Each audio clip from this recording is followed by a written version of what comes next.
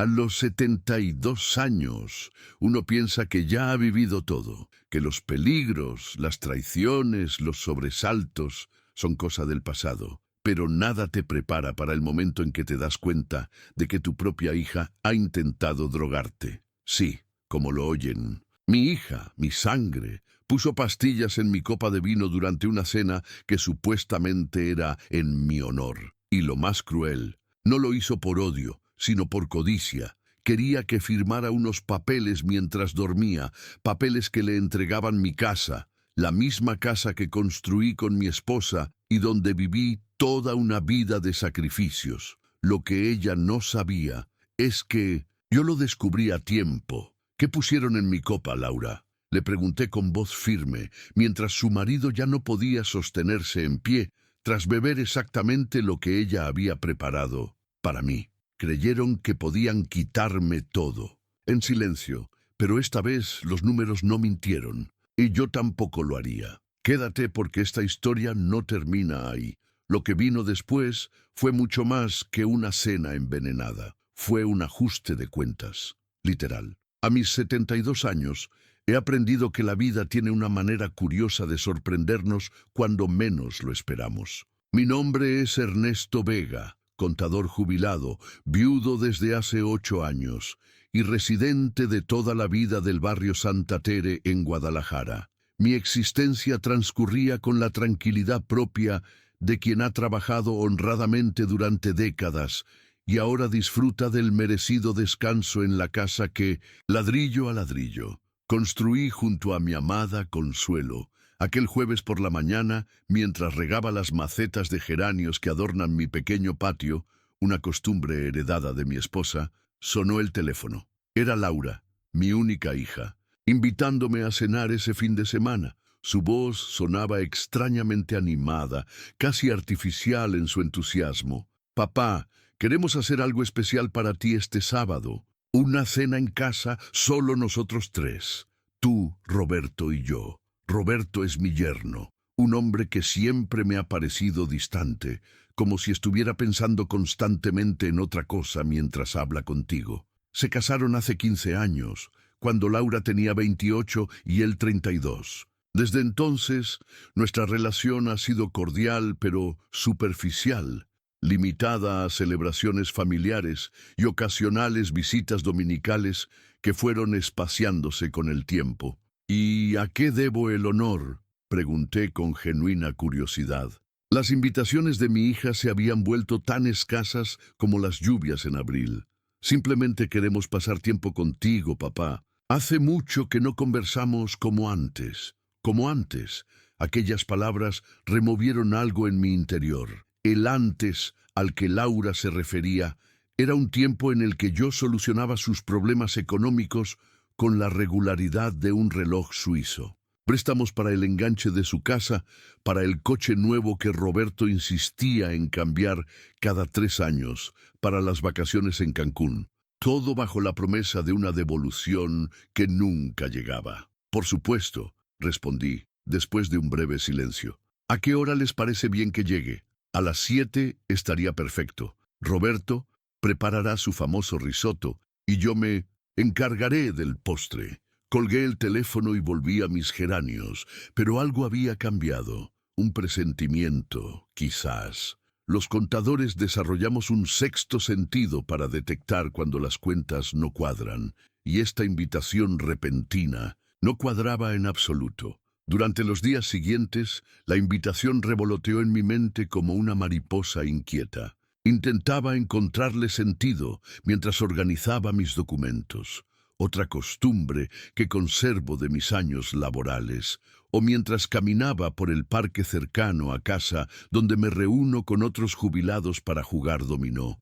«Te ves preocupado». «Ernesto», me comentó don Manuel, mi compañero habitual de juego, mientras movía fichas con sus dedos nudosos. «¿Todo bien en casa?» «Sí, todo en orden», respondí sin convicción. «Mi hija me ha invitado a cenar este sábado». Don Manuel levantó sus espesas cejas blancas. «¿Y eso te preocupa porque hace casi un año que no me invitaba? Y las últimas 3 veces coincidieron exactamente con momentos en los que necesitaban dinero». Manuel asintió comprensivamente. Él también tiene hijos y conoce bien el complicado baile de las relaciones familiares en nuestra edad. ¿Y qué piensas hacer? Ir, por supuesto, contesté mientras colocaba un 6 doble sobre la mesa. Pero esta vez no llevaré la chequera. El sábado llegó con un cielo despejado y una temperatura agradable, típica de marzo en Guadalajara. Me vestí con esmero, pantalones de gabardina color caqui, camisa azul celeste, la que Consuelo siempre decía que resaltaba el color de mis ojos, y el suéter ligero que Laura me había regalado en Navidad hace 2 años. Aunque siempre he sido un hombre sencillo en cuanto a mi aspecto, esta vez quería verme presentable, no por vanidad, sino por respeto a mí mismo. A las 6:30 en punto, salí de casa llevando conmigo una botella de vino tinto que guardaba para ocasiones especiales, un Rioja que compré durante mi único viaje a España 5 años atrás. También llevaba una pequeña caja de bombones para Laura, quien siempre ha tenido debilidad por el chocolate desde niña. Mientras conducía mi antiguo pero impecable Volkswagen Jetta por las calles familiares, notaba cómo mi corazón se aceleraba ligeramente. Un observador externo podría atribuirlo a la emoción de reunirme con mi única hija, pero la verdad era muy distinta. A mis años, he aprendido a escuchar las alarmas silenciosas que suenan dentro de uno mismo, y esa noche, todas estaban sonando. El fraccionamiento donde vive Laura está en Zapopan, en una de esas zonas que crecieron rápidamente en los últimos 15 años. Casas de 2 plantas, todas parecidas entre sí, con pequeños jardines delanteros y coches nuevos estacionados en las entradas. Un lugar agradable, aunque impersonal, muy diferente al barrio donde yo he vivido toda mi vida, donde los vecinos se conocen por nombre y los niños juegan en las calles. Estacioné frente a su casa y observé la fachada un momento antes de bajar del coche. Las cortinas estaban corridas, pero podía verse la luz cálida del interior. Respiré profundamente y salí, cargando la botella de vino y los bombones. Laura abrió la puerta antes de que tocara el timbre, como si hubiera estado esperando tras ella. Vestía un elegante vestido negro que no le había visto antes y su cabello normalmente suelto estaba recogido en un moño elaborado. Parecía lista para una ocasión mucho más formal que una simple cena familiar. «¡Papá!», exclamó, con una sonrisa amplia, abrazándome brevemente. Qué puntual, como siempre. La puntualidad es el respeto del tiempo ajeno, como solía decir tu abuelo, respondí, entregándole los bombones. Un pequeño detalle para ti. Su sonrisa se tensó ligeramente al recibir la caja. No tenías que molestarte, papá. No es molestia, hija. También traje esto, añadí mostrando el vino. Pensé que podría acompañar bien la cena. Me condujo al interior de la casa. Todo estaba impecable, como si hubieran limpiado a fondo para la ocasión. El comedor estaba preparado con un mantel blanco que reconocí como parte del ajuar que Consuelo y yo les regalamos cuando se casaron. La vajilla fina, las copas de cristal tallado, las servilletas de tela, todo dispuesto con un cuidado que me resultó excesivo para una simple reunión familiar. Roberto apareció desde la cocina secándose las manos con un paño. Vestía una camisa nueva, pantalones oscuros y un delantal sobre ellos que contrastaba curiosamente con su habitual apariencia descuidada. Se acercó y me saludó con un apretón de manos que me pareció demasiado entusiasta. «Don Ernesto, qué gusto verlo. Pase, pase, ya casi está lista la cena». Noté que me llamaba Don Ernesto, cuando normalmente me decía simplemente Ernesto, o en los últimos años evitaba llamarme de alguna manera. Este repentino formalismo me pareció otra pieza que no encajaba en el rompecabezas que estaba tratando de resolver. Me senté en la sala, mientras Laura desaparecía en la cocina con Roberto. Desde mi posición podía escuchar fragmentos de su conversación en susurros. No pretendía espiar, pero mis años como auditor me enseñaron a prestar atención a las pequeñas señales, a las conversaciones interrumpidas, a las miradas furtivas. ¿Se lo dijiste ya? Escuché preguntar a Roberto. Todavía no. Después de la cena, respondió Laura en voz baja. Fingí estar distraído mirando las fotografías familiares sobre la repisa cuando regresaron. Había una de nuestra última Navidad juntos, antes de que Consuelo enfermara. Otra del día de su boda, con todos sonriendo bajo el sol de octubre, y curiosamente, ninguna reciente. La cena estará lista en unos minutos, papá, anunció Laura, uniéndose a mí en el sofá. ¿Cómo has estado? ¿Sigues reuniéndote con tus amigos en el parque? Así es, los lunes, miércoles y viernes, sin falta. El dominó mantiene la mente ágil. Me alegra que tengas esa rutina, comentó, aunque noté que miraba constantemente hacia la cocina, donde Roberto continuaba preparando algo. Es importante mantenerse activo a tu edad, a tu edad. Otra frase que me puso en alerta. Laura nunca había hecho referencia a mi edad de esa manera, como si fuera una condición limitante. Como si fuera un anciano frágil al borde de la dependencia y no el hombre autosuficiente que sigue haciendo su declaración de impuestos sin ayuda de nadie. Mi edad me sienta bien, hija, respondí con cierta sequedad. Tengo la fortuna de mantenerme sano y lúcido. Por supuesto, papá, no quise insinuar lo contrario. Se apresuró a aclarar, aunque su tono no sonaba sincero. Es solo que, Roberto y yo hemos estado pensando que quizás ya no deberías vivir solo en esa casa tan grande. Es mucho mantenimiento y los barrios cambian. Ahí estaba. El verdadero motivo de la invitación comenzaba a revelarse. No era dinero esta vez, o al menos no directamente. Era mi casa, la casa donde Laura creció, donde Consuelo y yo construimos nuestra vida, donde cada rincón guarda un recuerdo. Mi casa está perfectamente mantenida, respondí con calma, aunque sentía un nudo formándose en mi garganta. Y el barrio sigue siendo el mismo de siempre, con sus virtudes y defectos. Roberto apareció en ese momento, salvando a Laura de continuar con aquella incómoda conversación. La cena está servida, anunció con una sonrisa que no llegaba a sus ojos. Espero que le guste el risotto, don Ernesto. Es una receta especial. Nos dirigimos al comedor donde 3 platos humeantes nos esperaban. El aroma era ciertamente tentador. Arroz cremoso con hongos y lo que parecía ser trufa. Roberto descorchó mi botella de Rioja y sirvió 3 copas generosas. «Por la familia», brindó, levantando su copa. «Por la familia», respondimos Laura y yo al unísono, aunque el significado de esas palabras era probablemente muy diferente para cada uno. Mientras comenzábamos a comer, noté que Laura apenas probaba su vino, limitándose a mojar los labios en él. Roberto, por su parte, bebía agua mayoritariamente, solo simulando pequeños sorbos de vino. Mi copa, en cambio, era rellenada constantemente por mi solícito yerno cada vez que el nivel bajaba ligeramente. La conversación durante la cena fluyó, superficialmente, tocando temas seguros. El clima, algunas noticias recientes, anécdotas inocuas del trabajo de Roberto en la inmobiliaria. Nada personal, nada relevante. Como si estuviéramos siguiendo un guión cuidadosamente ensayado. Fue entonces cuando lo noté, un ligero sedimento en el fondo de mi copa de vino. Algo que no debería estar allí, especialmente en un vino de esa calidad. Con el pretexto de admirar el color del vino, levanté la copa contra la luz del comedor y confirmé mis sospechas.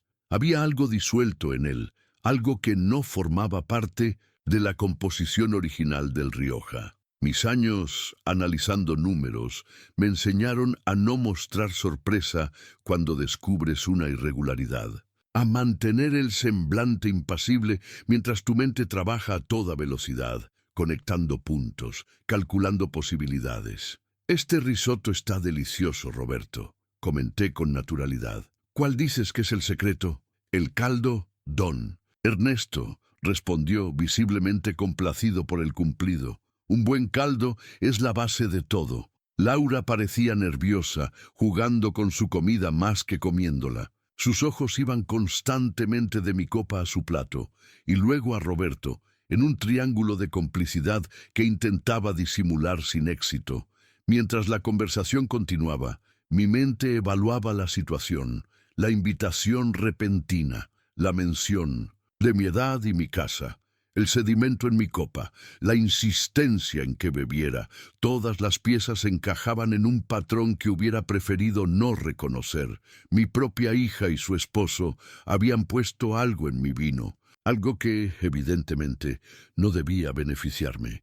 Con la calma de quien ha sobrevivido a auditorías fiscales y crisis económicas, decidí hacer lo único sensato en tales circunstancias: cambiar las reglas del juego. Mientras Laura se levantaba para traer el postre de la cocina, aproveché un momento en que Roberto miraba su teléfono para implementar mi plan. Con un movimiento fluido y discreto, propio de quien ha jugado, dominó durante décadas. Intercambié mi copa con la suya, que permanecía prácticamente intacta. «Roberto», dije cuando levantó la vista de su teléfono, «cuéntame más sobre tu trabajo en la inmobiliaria. Laura mencionó que estás manejando propiedades en el centro histórico ahora». Mi yerno pareció momentáneamente desconcertado por el cambio de tema, pero se recuperó rápidamente y comenzó a hablar sobre las propiedades antiguas que su empresa estaba adquiriendo para renovar y revender.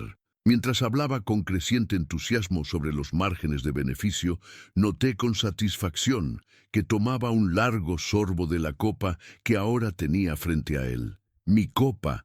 Laura regresó con un pastel de chocolate que colocó en el centro de la mesa. «El favorito de papá», anunció con una sonrisa tensa. «Receta de mamá.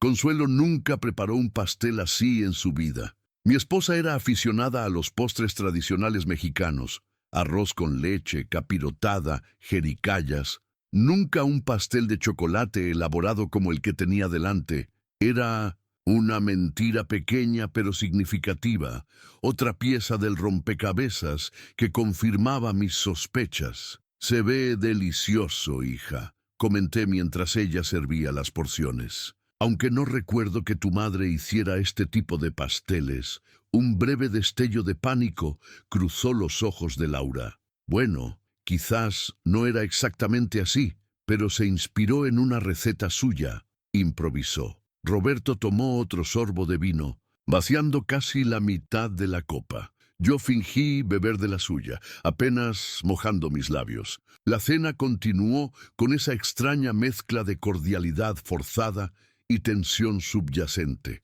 20 minutos después, noté los primeros efectos en Roberto. Su discurso, antes fluido y entusiasta, comenzó a volverse ligeramente arrastrado. Sus párpados parecían pesados y una fina capa de sudor apareció en su frente a pesar de que la temperatura en el comedor era agradable. «¿Te encuentras bien, querido?», preguntó Laura frunciendo el ceño. «Sí, solo un poco cansado de repente», respondió él, pasándose una mano por la cara. «Debe ser el cansancio de la semana. Quizás deberías recostarte un momento», sugirió ella, lanzándome una mirada preocupada.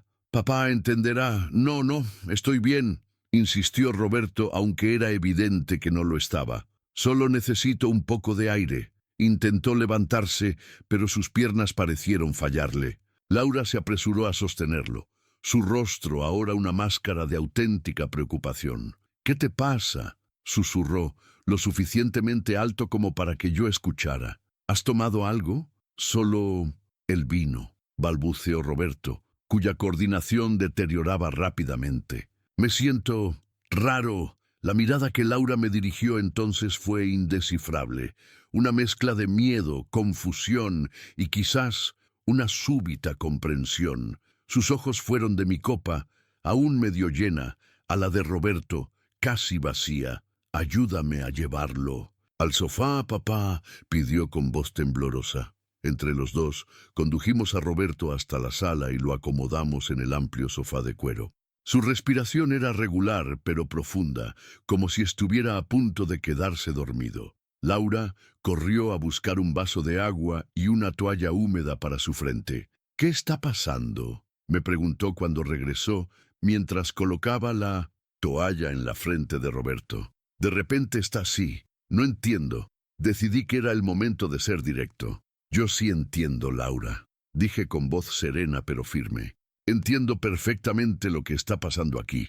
Ella se quedó inmóvil, con la mirada fija en su esposo, pero evidentemente escuchando cada una de mis palabras. ¿A qué te refieres, papá? A que vi el sedimento en mi copa de vino. A que noté cómo insistían en que bebiera mientras ustedes apenas tocaban sus copas. A que intercambié mi copa con la de Roberto cuando fuiste a buscar el postre. Laura se volvió hacia mí, su rostro pálido como la cal. Papá, yo... No, Laura. No digas nada todavía, la interrumpí con suavidad. Primero, quiero que me digas exactamente qué pusieron en mi vino. Necesito saberlo para determinar si debemos llevar a Roberto al hospital o si simplemente dormirá unas horas. Lágrimas comenzaron a formarse en los ojos de mi hija, pero no sentí la compasión que normalmente me provocaba verla llorar. Esta vez, sus lágrimas parecían pequeñas gotas de culpabilidad cristalizada. Solo son pastillas para dormir, confesó finalmente, su voz apenas un susurro. Las que tomo yo a veces. Nada peligroso, te lo juro. ¿Cuántas pusieron en la copa? 2, molidas. Solo queríamos que durmieras profundamente. ¿Para qué, Laura?, pregunté, aunque ya conocía la respuesta. ¿Qué pretendían hacer? Mientras yo dormía profundamente, Laura bajó la mirada, incapaz de sostener la mía. Sus hombros se hundieron en una postura de derrota que jamás había visto en ella. Roberto preparó unos documentos para que los firmaras. Una autorización para vender la casa. La confirmación de mis sospechas fue como un golpe sordo, aunque estaba preparado para ello. No era el dinero del préstamo que había anticipado, sino algo peor. Querían mi casa, el único patrimonio significativo que me quedaba, el hogar donde guardaba todos mis recuerdos. ¿Por qué no simplemente pedírmelo?, pregunté, sintiendo cómo la tristeza comenzaba a reemplazar a la indignación. ¿Por qué recurrir a esto? Porque sabíamos que dirías que no, respondió ella, ahora mirándome directamente. Siempre dices que no venderás la casa, que es tu lugar, que ahí están tus recuerdos con mamá. Pero papá, es una casa enorme para ti solo, en un barrio que ya no es lo que era. Nosotros necesitamos el dinero. ¿Para qué, Laura? ¿Qué es tan urgente que justifica drogar a tu propio padre? Un silencio pesado cayó sobre la habitación, interrumpido solo por la respiración profunda de Roberto, quien ahora dormía plácidamente en el sofá. Roberto hizo algunas inversiones que no salieron bien, confesó finalmente, su voz quebrándose. Debemos mucho dinero, papá, a personas que no son pacientes. Si no pagamos pronto... No terminó la frase, pero no hacía falta. Entendí perfectamente lo que insinuaba. Mi yerno, siempre buscando el atajo hacia la riqueza, se había metido en problemas serios, y ahora pretendían resolverlos vendiendo mi casa, probablemente sin darme más que una fracción de su valor real. Me levanté lentamente del sofá, donde me había sentado junto a ella. A mis 72 años nunca me había sentido tan viejo y paradójicamente tan lúcido al mismo tiempo. ¿Dónde están esos documentos, Laura? Ella me miró confundida, pero luego señaló hacia el despacho. En el escritorio de Roberto, en una carpeta azul. Me dirigí hacia allí sin esperar su respuesta. El pequeño despacho estaba ordenado con la meticulosidad propia de quien quiere aparentar más éxito del que realmente tiene. Encontré la carpeta azul fácilmente sobre el escritorio de caoba, como si hubiera estado esperando este momento. Al abrirla, confirmé lo que Laura había confesado. Un poder notarial preparado para mi firma, autorizando a Laura y Roberto como mis representantes para vender la propiedad ubicada en la calle Justo Sierra, número 278, mi hogar desde hacía más de 40 años. El documento estaba redactado con lenguaje legal complejo, diseñado para confundir a quien lo firmara sin leerlo detenidamente. Tomé la carpeta y regresé a la sala, donde Laura permanecía sentada junto a Roberto, quien continuaba durmiendo profundamente. «Voy a llevarme esto», dije mostrándole la carpeta, «y voy a leerlo con calma en casa con mi abogado presente. Papá, por favor», suplicó Laura poniéndose de pie. «No entiendes lo grave que es nuestra situación. Si no conseguimos ese dinero pronto...» «Lo que no entiendes tú, Laura». Interrumpí con firmeza, pero sin elevar la voz. «Es que este no era el camino. Nunca lo fue». Tomé mi abrigo del perchero junto a la puerta y me dispuse a marcharme. Laura corrió hacia mí con el rostro surcado por las lágrimas. «¿Qué hacemos con Roberto?», preguntó, señalando a su esposo dormido en el sofá. «Estará bien en unas horas», respondí. «Las pastillas para dormir no son peligrosas, ¿recuerdas? Tú misma lo dijiste». Antes de abrir la puerta, me volví hacia ella una última vez. «Cuando tu madre y yo te educamos, Laura, te enseñamos valores. Te enseñamos que la honestidad y el respeto son la base de cualquier relación, especialmente la familiar. Esta noche has traicionado ambos principios». «Papá», comenzó ella, pero la interrumpí con un gesto. «No vengas a casa mañana, ni pasado, cuando estés lista para hablar con la verdad, sin manipulaciones ni engaños. Entonces podremos intentar reconstruir lo que has roto esta noche». Salí a la noche fresca de Guadalajara, sintiendo el peso de los años y de la traición sobre mis hombros, pero también, paradójicamente, una extraña sensación de claridad. Por primera vez en mucho tiempo, veía a mi hija y a mi yerno tal como eran, sin el filtro del amor incondicional que siempre había nublado mi juicio.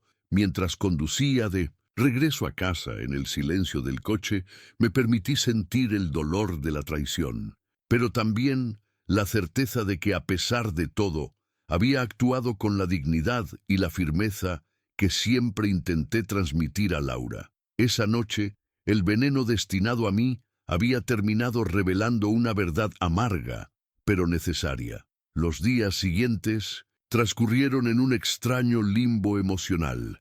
Mi rutina continuaba inalterada. Me levantaba temprano, desayunaba mientras leía el periódico, regaba mis plantas, caminaba hasta el parque para encontrarme con Manuel y los otros jubilados. Pero algo había cambiado en mi interior. Una grieta se había abierto en los cimientos de lo que creía inamovible: mi relación con Laura. No recibí llamadas suyas durante una semana completa. Tampoco las esperaba realmente. Sabía que necesitaría tiempo para procesar lo ocurrido, para enfrentar la vergüenza de haber sido descubierta en semejante acto de traición. O quizás, simplemente, para planear su siguiente movimiento.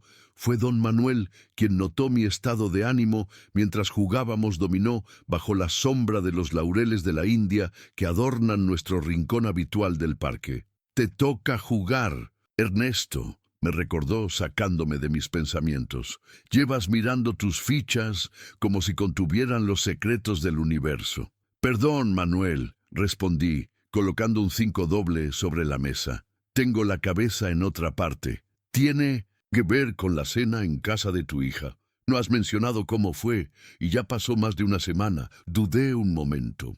Manuel es mi amigo más cercano desde hace años, pero rara vez compartimos asuntos verdaderamente personales. Nuestras conversaciones suelen girar en torno a política, deportes, recuerdos de juventud o las pequeñas molestias de la edad. Sin embargo, sentí la necesidad de hablar con alguien sobre lo ocurrido. No fue bien, admití finalmente. Descubrí que Laura y su esposo habían puesto pastillas para dormir en mi vino. Manuel dejó caer la ficha que estaba a punto de jugar. Sus ojos, enmarcados por profundas arrugas de experiencia, se abrieron desmesuradamente. «¿Qué dices, hombre? Tu propia hija». Le conté entonces todo lo sucedido: la invitación sospechosa, el sedimento en el vino, el intercambio de copas, la confesión de Laura sobre los documentos para vender mi casa. «Por Dios, Ernesto», murmuró cuando terminé mi relato. «¿Y qué piensas hacer ahora?» «Ese es el problema, Manuel. No lo sé. ¿Has considerado denunciarlos?». Lo que hicieron es un delito, amigo mío. Negué con la cabeza lentamente. No puedo hacerle eso a Laura. Sigue siendo mi hija, a pesar de todo. Manuel me miró con una mezcla de comprensión y preocupación. El cariño de padre a veces nos hace demasiado indulgentes. Ten cuidado, Ernesto. Sí intentaron esto una vez, no terminó la frase, pero no era necesario. El pensamiento ya había cruzado mi mente en numerosas ocasiones durante esos días. ¿Hasta dónde estarían dispuestos a llegar Laura y Roberto para conseguir el dinero que necesitaban? Esa misma tarde, mientras regresaba a casa, decidí tomar una desviación y visitar a alguien que no veía desde hacía tiempo. Héctor Mendoza, un viejo colega del despacho contable donde trabajé durante 30 años. Héctor se había especializado en derecho fiscal y aunque estaba semi-retirado como yo, seguía asesorando a algunos clientes selectos. Su oficina seguía en el mismo edificio del centro, aunque ahora ocupaba un espacio más pequeño en el segundo piso. La secretaria, una mujer joven que no reconocí, me anunció, y minutos después estaba sentado frente a Héctor, quien me recibió con el entusiasmo de quien se reencuentra con un viejo amigo. «¡Ernesto Vega!», exclamó, estrechando mi mano, con fuerza. «¿Cuánto tiempo ha pasado? ¿3 años? Casi 4», corregí. «Desde la fiesta de jubilación de Ramírez». Después de los saludos y las inevitables actualizaciones sobre nuestra salud, familias y antiguos colegas, Héctor se reclinó en su silla de cuero y me miró con curiosidad. «Dudo que hayas venido solo para ponernos al día, Ernesto. Te conozco lo suficiente para saber que siempre tienes un propósito concreto». Sonreí. Ante su perspicacia, Héctor siempre había sido un hombre directo, una cualidad que aprecié durante nuestros años trabajando juntos. «Tienes razón», admití. «Necesito un consejo legal». Le conté la situación, sin omitir detalles. La expresión de Héctor fue transformándose gradualmente de la curiosidad inicial a una seriedad profesional que me recordó por qué había sido uno de los contadores más respetados de Guadalajara. «Lo que describes es un intento de fraude, posiblemente incluso delito de coacciones», explicó cuando terminé. «Y lo más grave es que estuvo a punto de funcionar. No quiero emprender acciones legales contra mi hija», aclaré inmediatamente. «Solo quiero protegerme». Héctor asintió comprensivo. «Entiendo tu posición, Ernesto, pero debes saber que estás en una situación vulnerable. Si intentaron esto una vez, podrían intentarlo de nuevo, quizás con métodos más elaborados». Un escalofrío recorrió mi espalda al escuchar la advertencia velada en sus palabras. «¿Qué me recomiendas?» «Primero, necesitas documentar lo sucedido. Escribe todos los detalles mientras estén frescos en tu memoria. Fechas, horas, conversaciones exactas. Segundo, deberías considerar otorgar un poder preventivo a alguien de tu absoluta confianza. Alguien que no sea Laura ni Roberto, obviamente. Un poder preventivo es un documento legal que designa a una persona para que tome decisiones en tu nombre en caso de que quedes incapacitado. Si eliges a la persona adecuada, te protegerá de cualquier intento futuro de aprovecharse de ti. Pensé inmediatamente en Manuel. Mi amigo era viudo como yo, sin hijos propios, y compartíamos una relación basada en el respeto mutuo y la confianza. Tercero, continuó Héctor, deberías hacer un testamento claro y detallado si no lo has hecho ya. Uno que refleje exactamente tus deseos, sin ambigüedades que puedan ser explotadas más adelante. Asentí lentamente, asimilando sus consejos. Y finalmente, Ernesto, te recomendaría instalar algunas medidas de seguridad básicas en tu casa. No para convertirla en una fortaleza, pero sí para tener cierta tranquilidad. Salí de la oficina de Héctor con una lista de tareas por realizar y un peso menos sobre los hombros. Tener un plan de acción me devolvió cierta sensación de control que había perdido desde aquella cena. La mañana siguiente, mientras desayunaba, sonó el teléfono. Era Laura. «Papá». Su voz sonaba quebrada, como si hubiera estado llorando. Necesitamos hablar, por favor. Respiré profundamente antes de responder. Te escucho, Laura. No, no por teléfono. Quiero verte en persona. Solo yo, sin Roberto. Por favor, papá. Dudé un momento. La prudencia aconsejaba mantener distancia, pero el corazón de padre que seguía latiendo en mi pecho me empujaba a darle una oportunidad. De acuerdo, concedí finalmente. Pero nos veremos en un lugar público, en la cafetería Madero, cerca de la catedral, a las 4 de la tarde. Hubo un silencio breve al otro lado de la línea.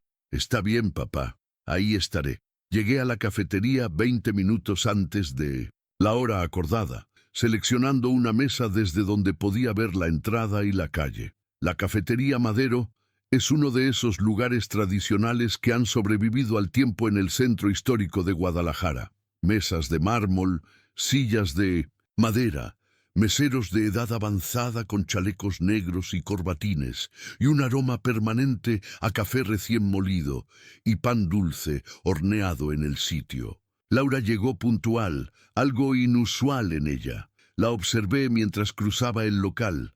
Lucía pálida, con círculos oscuros bajo los ojos y vestida con sencillez, sin el cuidado que normalmente ponía en su apariencia.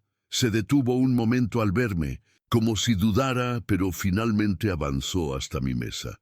«Gracias por venir, papá», dijo mientras se sentaba frente a mí. «¿Cómo está Roberto?», pregunté, más por educación que por genuino interés. «Físicamente bien», respondió ella bajando la mirada. Los efectos de las pastillas pasaron a la mañana siguiente.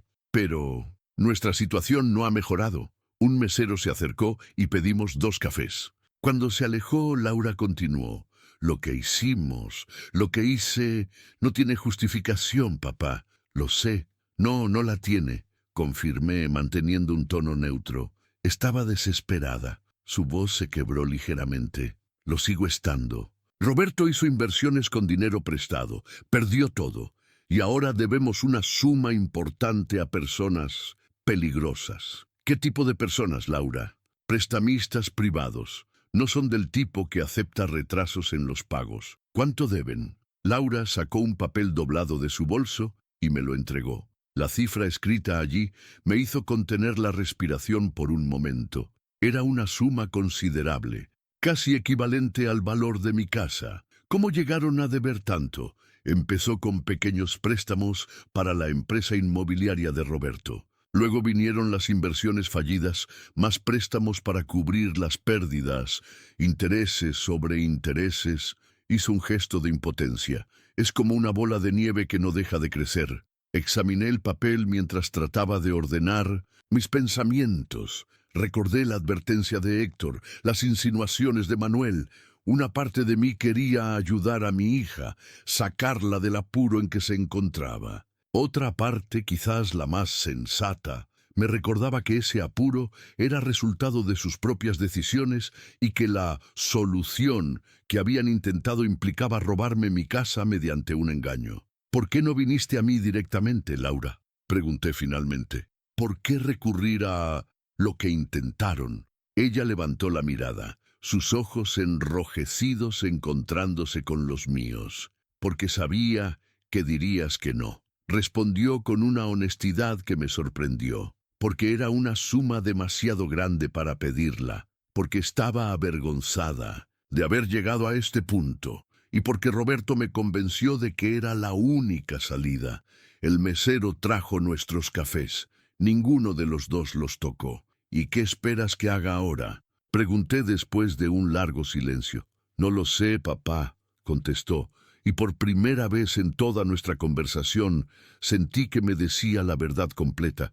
«No vine a pedirte dinero ni a buscar tu perdón. Solo quería que supieras la verdad y que entiendas que nunca quise hacerte daño. Fui débil y estúpida». Inesperadamente sentí una oleada de ternura hacia ella. A pesar de todo, seguía siendo la niña que había sostenido en mis brazos el día que nació, la adolescente que había consolado tras sus primeras decepciones, la mujer que había entregado en el altar.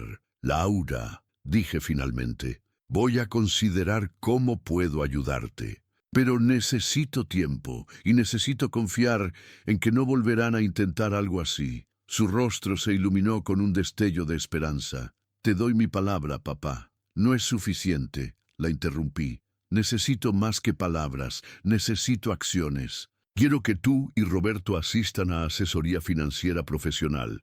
Quiero revisión mensual de sus finanzas. Y quiero que Roberto busque un trabajo estable, lejos de sus esquemas de enriquecimiento rápido. Laura asintió repetidamente como una niña a quien se le ofrece un caramelo a cambio de buen comportamiento. Lo haremos, papá. Te lo prometo. Y una cosa más, añadí.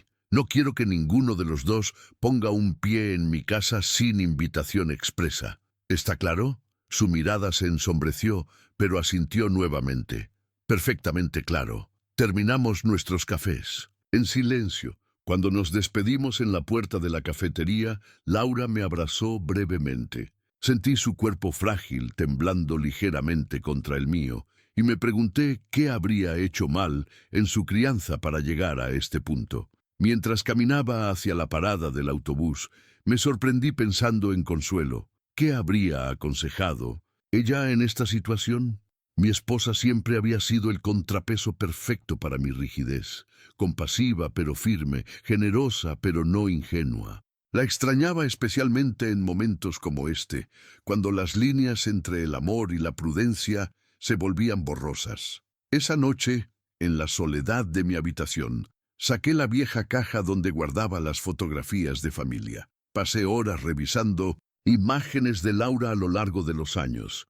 Su primer día de escuela, sus 15 años, su graduación universitaria, su boda. En todas ellas aparecía sonriente, con esa mirada limpia de quien tiene todo el futuro por delante. ¿En qué momento tomó el camino equivocado? ¿Cuándo comenzó a valorar más las posesiones materiales que los principios que intentamos inculcarle? ¿Fue cuando conoció a Roberto? ¿O el germen ya estaba en ella, plantado inadvertidamente por Consuelo y por mí, con nuestra constante preocupación por darle todo lo que nosotros no tuvimos? Con estas preguntas rondando en mi cabeza, me quedé dormido, las fotografías esparcidas sobre la colcha, como fragmentos dispersos de una vida que ya no reconocía. 3 semanas después de mi encuentro con Laura en la cafetería, implementé todos los consejos de Héctor. Había redactado un testamento claro con la ayuda de un notario recomendado por él, designando a Manuel como mi albacea. Instalé un nuevo sistema de cerraduras en casa y cámaras de seguridad discretas en la entrada principal y el patio trasero. Y finalmente, había otorgado un poder preventivo a Manuel, quien aceptó la responsabilidad con la seriedad que lo caracteriza. Espero no tener que usarlo nunca, Ernesto, me dijo cuando firmamos los documentos. Pero si llega el momento, respetaré tus deseos al pie de la letra. Esa misma tarde, mientras regresaba de la notaría, decidí tomar un desvío y visitar el Parque Agua Azul, un lugar que solía frecuentar con Consuelo durante nuestros primeros años de matrimonio. Hacía mucho tiempo que no iba por allí, quizás porque los recuerdos eran demasiado vívidos, demasiado dolorosos en su dulzura. El parque había cambiado menos de lo que esperaba. Los mismos senderos bordeados de árboles, los mismos estanques con patos nadando perezosamente, los mismos bancos de hierro forjado donde parejas de todas las edades compartían conversaciones íntimas o simplemente el placer de estar juntos. Me senté en uno de esos bancos, junto a un viejo ahuehuete que probablemente ya estaba allí cuando Consuelo y yo nos sentábamos a su sombra décadas atrás. Cerré los ojos un momento, dejando que los sonidos del parque me envolvieran. Risas lejanas de niños, el susurro de las hojas mecidas por la brisa, fragmentos de conversaciones de paseantes. Disculpe, ¿está ocupado este lugar? Abrí los ojos para encontrarme con una mujer mayor, quizás de mi edad o un poco menos, señalando el espacio libre a mi lado en el banco. Vestía con sencilla elegancia, pantalones beige, blusa floreada, un chal ligero sobre los hombros a pesar del calor moderado de la tarde. En absoluto, respondí, moviéndome ligeramente para hacerle más espacio. «Por favor, gracias», dijo ella, sentándose con la gracia contenida de quien está acostumbrada a moverse con delicadeza. «Es mi banco favorito en todo el parque. Tiene la mejor vista del estanque y la mejor sombra», añadí, señalando el ahuehuete que nos cubría. Ella sonrió, y noté que tenía una de esas sonrisas que iluminan todo el rostro, llegando hasta los ojos. «Me llamo Carmen», se presentó, extendiendo una mano pequeña, pero de apretón firme. «Ernesto», respondí. «Un placer, Carmen». Lo que comenzó como un intercambio cortés entre dos desconocidos se convirtió gradualmente en una conversación animada. Carmen resultó ser profesora jubilada de literatura en la Universidad de Guadalajara, viuda como yo desde hacía 6 años, y abuela de 3 nietos que, según sus palabras, han salvado mi vida más veces de las que puedo contar. Hablamos durante más de 1 hora, saltando de tema en tema con la facilidad de quienes no tienen prisa ni obligaciones inmediatas. Me contó sobre sus clases de acuarela, sobre el círculo de lectura que dirigía en la biblioteca pública, sobre su reciente viaje a Oaxaca para visitar a su hermana menor. Yo le hablé de mis partidas de dominó, de mi afición por la jardinería heredada de Consuelo, de mis años como contador. Nunca mencioné a qué me dedicaba cuando me presentaba en fiestas, le confesé entre risas. Decir «soy contador» es la manera más rápida de que la gente busque excusas para alejarse. «¡Qué injusto!», protestó Carmen con humor. «¿No saben que son ustedes quienes mantienen el mundo funcionando ordenadamente? Además, siempre he pensado que los números tienen su propia poesía». Esa frase me dejó momentáneamente sin palabras. Consuelo solía decir algo muy similar cuando yo me quejaba de la falta de reconocimiento a mi profesión. Al despedirnos, intercambiamos números telefónicos con la promesa vaga de encontrarnos nuevamente en el parque o quizás tomar un café. Mientras caminaba hacia la parada del autobús, me sorprendí sonriendo sin motivo aparente, algo que no me sucedía desde hacía mucho tiempo. Esa noche, de vuelta en casa, recibí una llamada de Laura. «Papá, solo quería informarte que Roberto y yo hemos comenzado la asesoría financiera como te prometimos. Me alegra escucharlo, hija. Y hay algo más. Roberto ha conseguido un trabajo estable en un despacho contable de todas las cosas. Empezará como asistente administrativo la próxima semana». No pude evitar una sonrisa irónica ante la noticia. Mi yerno, quien siempre había menospreciado mi profesión tildándola de aburrida y poco ambiciosa, ahora se vería obligado a sumergirse en ella. «Es un buen comienzo, Laura. ¿Crees que podríamos vernos pronto?», preguntó con hesitación. «Solo para conversar. Prometo no tocar temas difíciles». Pensé en la advertencia de Héctor, en mis propias resoluciones de mantener distancia, pero también pensé en Carmen y sus palabras sobre sus nietos salvándole la vida en Consuelo y su creencia inquebrantable en las segundas oportunidades. «¿Qué te parece el domingo?», sugerí finalmente. «Podríamos almorzar en casa». El silencio momentáneo al otro lado de la línea me indicó su sorpresa. «¿En tu casa? ¿Estás seguro?». «Sí, a mediodía. Y Laura, solo tú, por ahora». «Entiendo, papá. Ahí estaré». Colgué, sintiéndome extrañamente ligero, como si una pequeña grieta se hubiera abierto en el muro de desconfianza que había construido desde aquella cena. El domingo llegó con un cielo despejado y una brisa fresca. Me levanté temprano para preparar el almuerzo. Sopa de fideos, como la hacía Consuelo, chiles rellenos, el plato favorito de Laura desde niña, y flan de vainilla para el postre. Mientras cocinaba, me sorprendí tarareando viejas canciones, un hábito que había perdido tras la muerte de mi esposa. Laura llegó puntual, trayendo consigo una planta de interior como regalo. Su rostro mostraba signos de cansancio, pero también una serenidad que no había visto en ella en mucho tiempo. «La casa huele como cuando mamá cocinaba», comentó mientras me ayudaba a poner la mesa. «Me trae tantos recuerdos. Durante el almuerzo, nuestra conversación fluyó con una naturalidad inesperada. Laura me contó sobre su trabajo en la librería donde había conseguido empleo hacía unos meses, sobre sus planes de volver a estudiar, quizás para completar la maestría en literatura que había abandonado años atrás para casarse con Roberto. Siempre lamenté no haberla terminado, confesó. Era buena en eso, ¿sabes? Tenía potencial según mis profesores. Nunca es tarde para retomar lo que amas, hija, le dije, sorprendiéndome a mí mismo con el consejo que nunca pensé que le daría. Después del postre, mientras tomábamos café en el patio rodeados por los geranios que ahora florecían con vigor, Laura abordó finalmente el tema que había estado suspendido entre nosotros. Papá, sé que lo que hicimos, lo que intentamos hacerte, es imperdonable.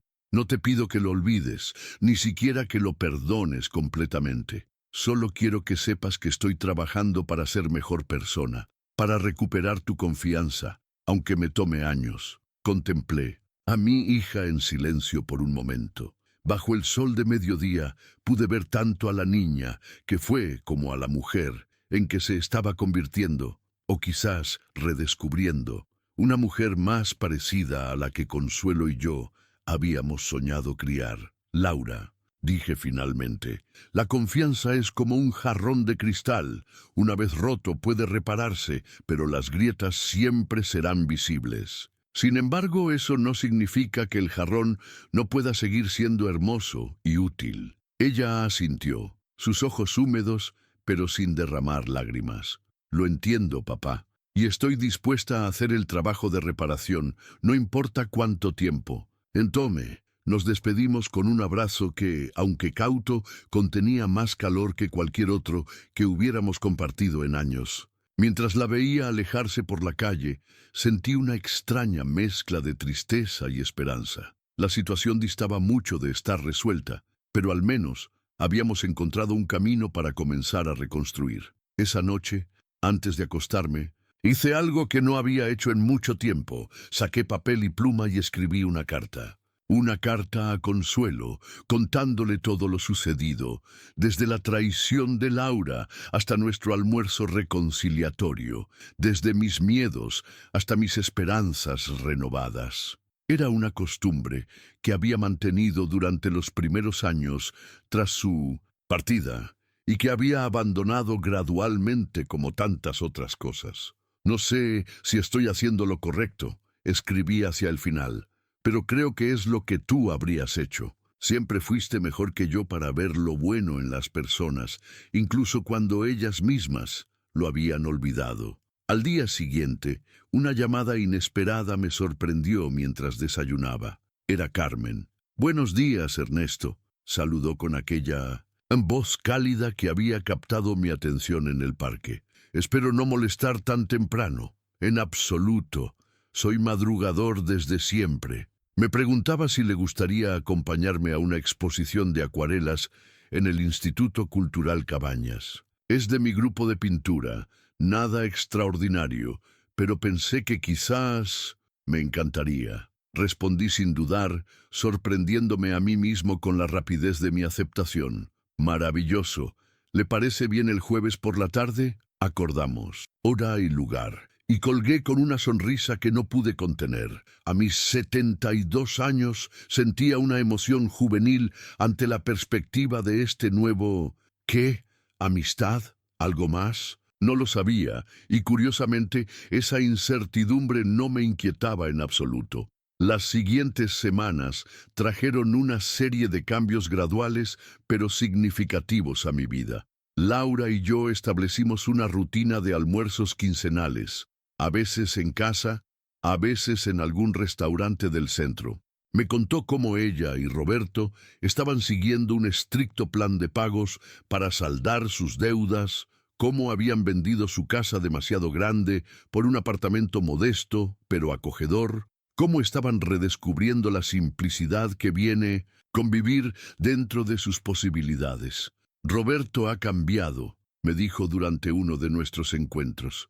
O quizás ha vuelto a ser quien era antes de que el dinero se convirtiera en su obsesión. No lo sé. pero parece más presente, Carmen. Y yo comenzamos a vernos regularmente. Primero para actividades culturales, exposiciones, conciertos en el Teatro de Gollado, lecturas de poesía, luego para caminatas en el Bosque Los Colomos y finalmente para cenas tranquilas en restaurantes discretos donde podíamos conversar durante horas sin darnos cuenta del paso del tiempo. Con ella redescubrí el placer de la conversación inteligente, de compartir silencios cómodos, de reír sin reservas. Carmen no intentaba reemplazar a Consuelo, nadie podría, pero trajo a mi vida una luz diferente, un calor distinto, pero igualmente reconfortante. Un día, casi 6 meses después de aquella cena, donde el veneno destinado a mí acabó revelando verdades necesarias, Laura me llamó con una noticia inesperada. Papá, me aceptaron en el programa de maestría. Empiezo en septiembre. Mi orgullo fue tan grande que apenas pude responder. Esa noche, mientras regaba los geranios del patio, ahora acompañado por nuevas variedades que Carmen me había ayudado a plantar, pensé en cómo la vida da vueltas inesperadas, en cómo a veces lo que parece una tragedia puede contener las semillas de una renovación. El veneno que mi hija había preparado para mí acabó siendo, paradójicamente, el catalizador de una serie de transformaciones que nos habían llevado a todos por caminos insospechados. No era ingenuo, sabía que las heridas profundas tardan generaciones en sanar completamente, que la confianza plena quizás nunca regresaría del todo. Pero mientras contemplaba mi jardín florecido bajo la luz dorada del atardecer, sentí una profunda gratitud por esta nueva etapa de mi vida. A mis 72 años había redescubierto no solo la compleja belleza de las relaciones familiares, sino también la posibilidad de nuevos comienzos, de amistades que florecen en terrenos inesperados, de segundas oportunidades que nos regala la vida cuando menos las esperamos. Y en ese momento de claridad casi pude escuchar la risa de Consuelo, su voz diciéndome lo que tantas veces me repitió en vida: la vida es un balance de cuentas, Ernesto. Y al final, si has vivido con honestidad, el saldo siempre es positivo. Sonreí ante el recuerdo. Mi esposa, como siempre, tenía razón.